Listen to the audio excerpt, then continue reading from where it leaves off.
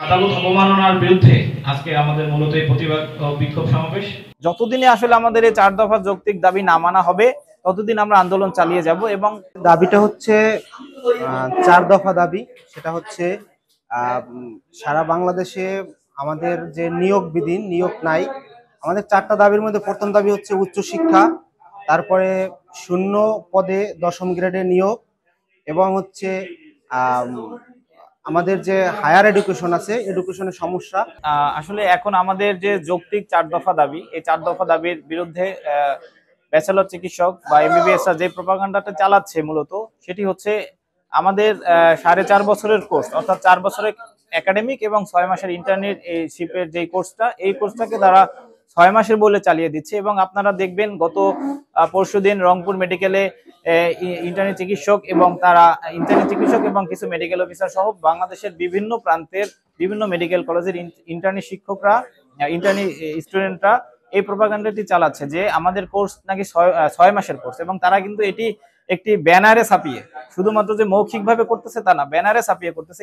এমনকি আমি আপনাদের কয়েকটা নিউজ চ্যানেলেও দেখেছি যে তারা বলতেছে কমার্স বা আর্টস থেকে এসেও নাকি ভর্তি হচ্ছে, অথচ আমাদের ভর্তির যোগ্যতা হচ্ছে ন্যূনতম জিপিএ 2.5 সহ বিজ্ঞান বিভাগে উত্তীর্ণ হতে হবে এবং জীববিজ্ঞান নিতে হবে। আর আপনার দ্বিতীয় প্রশ্ন হচ্ছে যে আমাদের 4 দফা যৌক্তিক দাবি না মানা হলে, যতদিনে আসলে আমাদের এই 4 দফা যৌক্তিক দাবি না মানা হবে ততদিন আমরা আন্দোলন চালিয়ে যাব এবং কঠোর থেকে কঠোরতর আন্দোলনে যাব আমরা।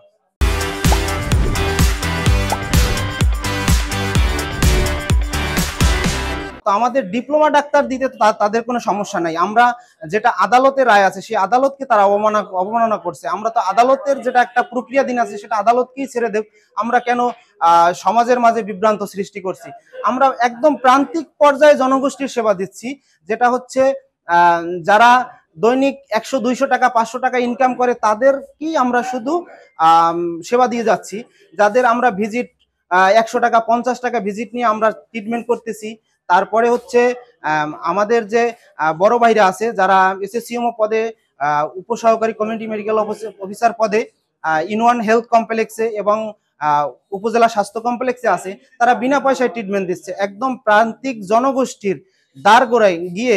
এমনকি রাত্র 2-3টা বাজে যখন কোনো গ্রাজুয়েট ডাক্তার পাওয়া যায় না, তখন একজন এসএসসিএমকেই ট্রিটমেন্ট দিতে হয়। সেটা একদম রাত্রে 2-3টা নাই, যখন একজন মা গর্ভবতী অবস্থায় রাত্রি কাতরায় তখন একজন ডিএমএফকেই মূলত পাশে পায়, অন্য কাউকে তখন পাশে পায় না।